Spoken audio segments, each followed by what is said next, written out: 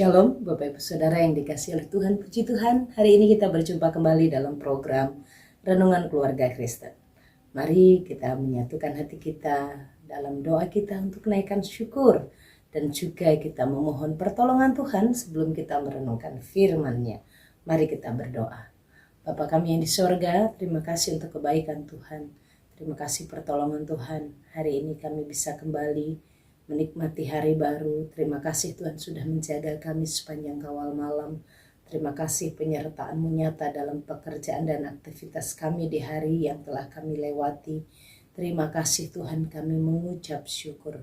Terima kasih Tuhan, kami memohon pertolongan-Mu untuk kami terus bisa dekat dengan Tuhan. Pimpinlah kami dengan firman-Mu. Tuntunlah kami, berikan kami kepekaan rohani untuk memahami kehendak Tuhan. Bapa di sorga, Engkau Bapa kami yang baik, Engkau Tuhan kami yang setia, Tuhan kami yang penuh kuasa, dan sungguh penyertaan-Mu sempurna atas kami. Terpujilah Engkau Tuhan, kami muliakan Engkau Tuhan dalam hidup kami. Kami agungkan dan besarkan Engkau Allah kami yang hidup. Terpujilah Engkau Tuhan, demi nama Tuhan Yesus Kristus. Kami mohon pertolongan Tuhan, urapan Tuhan untuk kami saat kami merenungkan firman. Amin. Bapak Ibu Saudara yang dikasihi oleh Tuhan Yesus Kristus. Mari kita bersama-sama merenungkan bagian firman Tuhan. Hari ini perikop renungan kita terambil dari Yehezkiel pasal 24, ada 14 ayat Bapak Ibu Saudara. Mari kita memperhatikannya, demikianlah firman Tuhan. Pada tahun ke-9 dalam bulan yang ke-10, pada tanggal 10 bulan itu, datanglah firman Tuhan kepadaku, hai anak manusia, tuliskanlah tanggal hari ini, ya tanggal hari ini. Pada hari ini juga Raja Babel mulai menyerang Yerusalem. Ucapkanlah suatu perumpamaan kepada kaum pemberontak dan katakanlah kepada mereka, beginilah firman Tuhan Allah, taruhlah kuali di atas api dan taruhlah, dan tuanglah juga air ke dalamnya. Taruhlah potongan daging di dalamnya, semua potongan yang baik, paha dan punggungnya. Penuhilah itu dengan tulang-tulang pilihan. Ambillah domba yang terpilih dan susunlah juga kayu di bawahnya. Biarlah masakan itu mendidih dan tulang-tulangnya turut empuk di dalamnya. Oleh sebab itu beginilah firman Tuhan Allah. Celakalah kota yang penuh hutang darah, kuali yang berkarat di dalamnya, dan karatnya tidak hilang daripadanya. Keluarkan potongan demi potong dari dalamnya tanpa memilih-milih, sebab darah yang dicurahkannya masih terdapat di tengah-tengahnya. Ia mencurahkannya di atas bukit batu yang gundul. Ia tidak mencurahkannya di atas tanah supaya ditutupinya dengan tanah. Demi amarah yang timbul dan rasa pembalasan yang bangkit, aku akan mencurahkan darahnya sendiri ke atas bukit batu yang gundul supaya jangan ditutupi. Oleh sebab itu beginilah firman Tuhan Allah. Celakalah kota yang penuh hutang darah. Aku juga hendak memperbesar pancakannya. Susunlah banyak kayu, nyalakan api, biarlah dagingnya masak betul, buanglah kuahnya, dan biarlah tulang-tulangnya hangus. Letakkanlah periuk itu kosong di atas bara api, supaya itu dibakar dan tembaganya menjadi merah, sehingga kotorannya hancur di dalamnya dan karatnya hilang. Aku bersusah payah dengan sia-sia, sebab karatnya yang tebal tidak mau hilang daripadanya, biar dalam api. Oleh karena engkau menajiskan dirimu dengan kemesumanmu, dan aku ingin mentahirkan engkau, tetapi engkau tidak menjadi tahir dari kenajisanmu, maka engkau tidak akan ditahirkan lagi, sampai aku melampiaskan amarahku atasmu. Aku, Tuhan yang mengatakannya, hal itu akan datang dan aku akan membuatnya. Aku tidak melalaikannya dan tidak merasa sayang, juga tidak menyesal. Aku akan menghakimi engkau menurut perbuatanmu. Demikianlah firman Tuhan Allah. Bapak Ibu Saudara yang dikasihi oleh Tuhan, perikop perenungan kita hari ini adalah ungkapan Tuhan yang diperintahkan untuk dituliskan, untuk disampaikan, dan haruslah diucapkan kepada kaum pemberontak, kepada mereka yang ada di kerajaan Yehuda. Karena pada saat itu firman ini dinyatakan ucapkanlah, karena di hari itu, saat itu tahun ke-9, bulan yang ke-10, tanggal 10 dari pembuangan Yehezkiel ke Babel. Jadi tanggal 10 bulan 10 tahun ke-9, saat itulah Yerusalem dihancurkan. Yerusalem dikepung oleh kerajaan Babel dan Babel mulai menyerang Yerusalem. Bapak Ibu Saudara, pada saat Yerusalem ada dalam penyerangan, inilah yang harus disampaikan kepada mereka. Apa itu? Berita dari Tuhan yang menjelaskan kepada mereka betapa Allah itu memiliki satu kerinduan agar umatnya tahir dari kenajisannya, agar umatnya hidup dalam pertobatan dan tidak lagi hidup di dalam dosa. Mereka digambarkan, diumpamakan seperti periuk yang berkarat. Orang-orang yang ada di Yehuda, baik itu pemimpin-pemimpinnya, karena digambarkan ada periuk yang berkarat dan dimasukkan di dalamnya itu daging-daging yang baik. Daging-daging yang baik, tulang-tulang yang baik. Orang-orang Yehuda berpikir Yerusalem adalah kota yang aman dan nyaman, dan Yerusalem adalah tempat mereka berlindung, tempat yang memberi mereka keamanan dan perlindungan yang bagus. Namun Tuhan mau beritahukan, Yerusalem itu seperti periuk yang berkarat, periuk yang berisi daging-daging yang baik, tulang-tulang yang baik, tapi karatnya sudah sangat tebal. Tuhan mau beritahukan bahwa Yerusalem bukan tempat yang aman. Kamu yang ada di dalam Yehuda, kamu akan dihancurkan.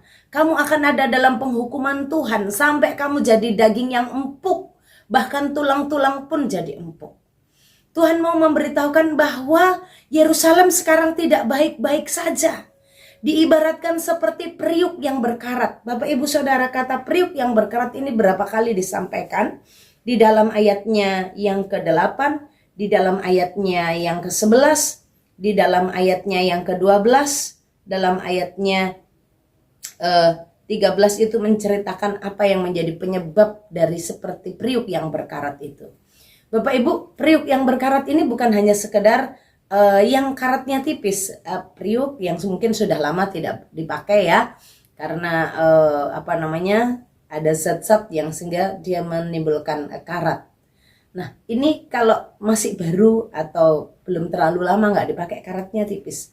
Tapi karat itu semakin lama saat sedikit karat tidak dicuci, tidak dibersihkan, dia akan bertambah lagi tebal dan terus bertambah lama, bertambah tebal, dan saking tebalnya tidak bisa dibersihkan. Nah, ini yang dimaksudkan. Tuhan menggambarkan Yerusalem itu, Yehuda itu sama seperti periuk yang karatnya sudah sungguh amat sangat tebal.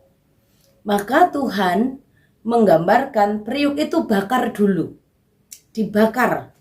Tapi begitu dibakar dengan daging-dagingnya, dengan tulang-tulangnya, itu ternyata karatnya tidak lepas. Saking tebalnya. Lalu keluarkan airnya, keluarkan isinya, bakar lagi. Tapi apa yang terjadi? Karatnya, tembaga yang menempel di dalamnya, itu juga nggak bisa lepas karena dikatakan, aku bersusah payah dengan sia-sia sebab karatnya yang tebal tidak mau hilang daripadanya, biar dalam api. Sekalipun dibakar dalam api berulang, karat itu tidak mau lepas. Demikianlah kehidupan dosa yang mencemarkan kehidupan umat Tuhan. Dosa itu sebenarnya sudah diproses oleh Tuhan untuk dimurnikan, untuk disingkirkan dari hati umat Allah. Sebenarnya Tuhan sudah proses dengan teguran-teguran yang jujur, yang tegas, yang menjelaskan kepada mereka bahwa mereka akan dihukum seperti periuk berkarat yang sebenarnya dibakar dalam api. Tapi masih belum lagi lepas. Bapak Ibu Saudara, apakah saya dan Bapak Ibu Saudara saat ini sedang bisa digambarkan sebagai periuk yang bersih, atau periuk yang berkarat. Rumah tangga kita, keluarga kita, pribadi kita, hati kita ini apakah seperti periuk yang sedang berkarat sekarang? Saat kita melakukan kesalahan, saat kita melakukan dosa, itu saat ditegur oleh Tuhan, kita nggak mau peduli, kita nggak mau bersihkan diri, sehingga karat itu tambah hari tambah tebal. Demikian juga keluarga Kristen. Dosa itu tambah hari bukan tambah, oh ini salah lalu dibersihkan, stop. Tapi dosa ini terus-menerus diteruskan. Itu keluarga Kristen akan menjadi seperti periuk yang berkarat.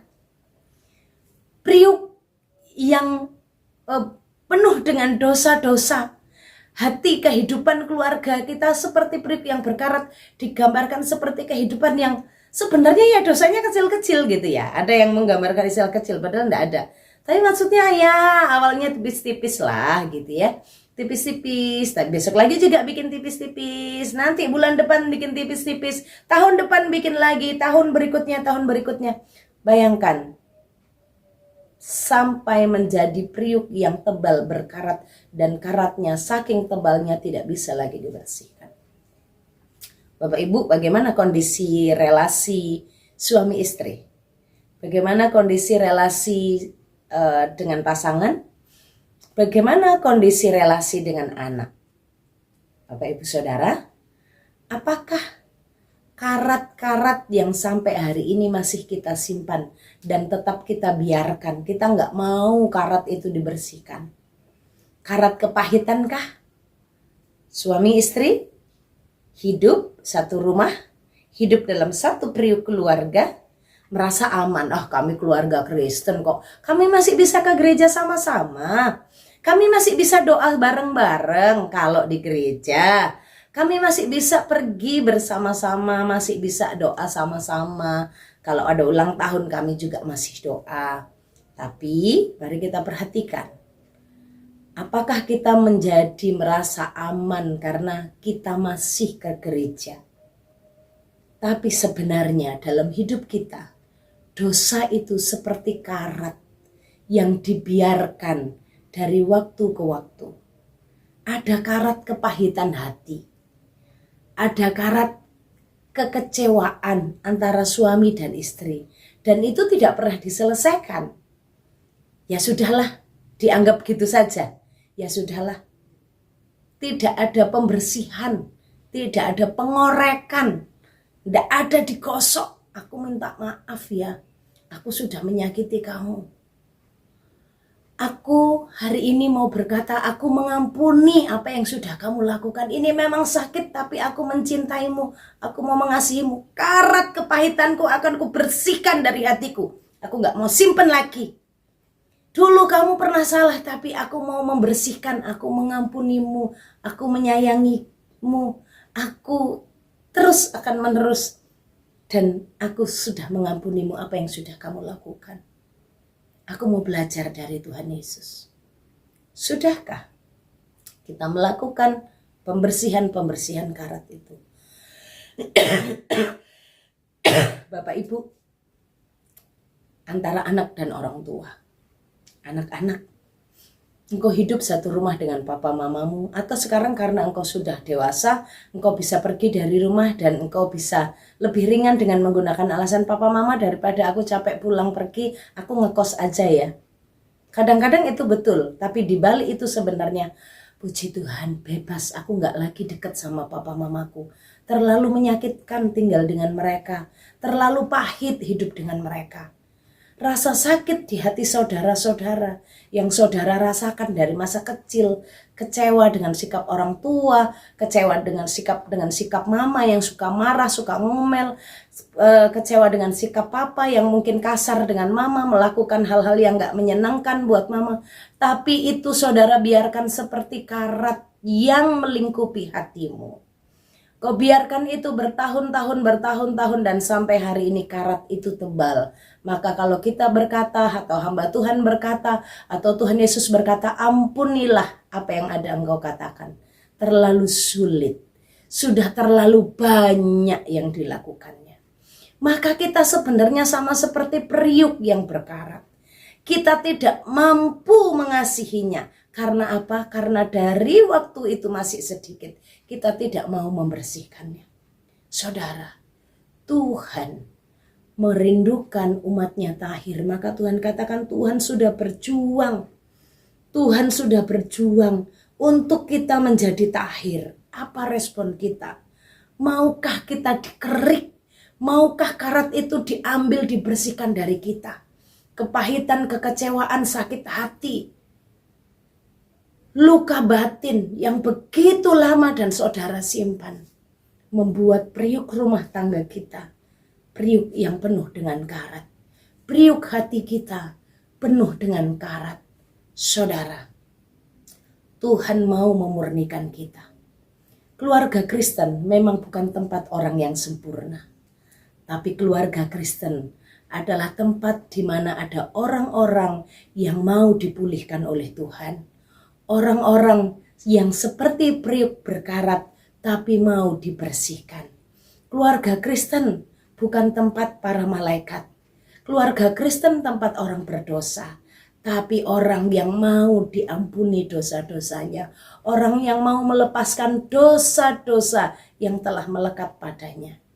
Mari keluarga Kristen di masa Prapaskah, di masa minggu-minggu sengsara Kristus, kita mengingat Kristus mengampuni dosa kita. Kristus disalib bukan untuk kita hidup melekat dengan dosa dan membiarkan dosa melekat di hati kita. Tapi Kristus disalib agar kita terlepas dari dosa, agar kita menang atas dosa-dosa itu. Keluarga Kristen, mari kita nikmati karya pemulihan Tuhan. Kita terima dengan sukacita. Tuhan berkarya dan membersihkan hati kita. Mari kita berdoa. Bapa kami di sorga, berkatilah kami, pulihkanlah kami, tolonglah kami. Semua keluarga Kristen, semua pribadi-pribadi hidup dalam perkenanan Tuhan. Pulihkan, ampuni, bersihkan. Dalam nama Tuhan Yesus, kami mau taruh segala sesuatu kepahitan, kekecewaan, segala hal yang membuat hati kami berkarat, membuat hati kami terluka, membuat hati kami kotor, membuat hati kami berdosa. Kami mau letakkan dalam nama Tuhan Yesus. Kami mau melangkah di dalam berkat-Mu. Tuhan memberkati engkau dan melindungi engkau. Tuhan menyinari engkau dengan wajahnya dan beri engkau kasih karunia. Tuhan menghadapkan wajahnya kepadamu dan beri engkau damai sejahtera dari sekarang sampai selama-lamanya. Amin. Shalom, Tuhan Yesus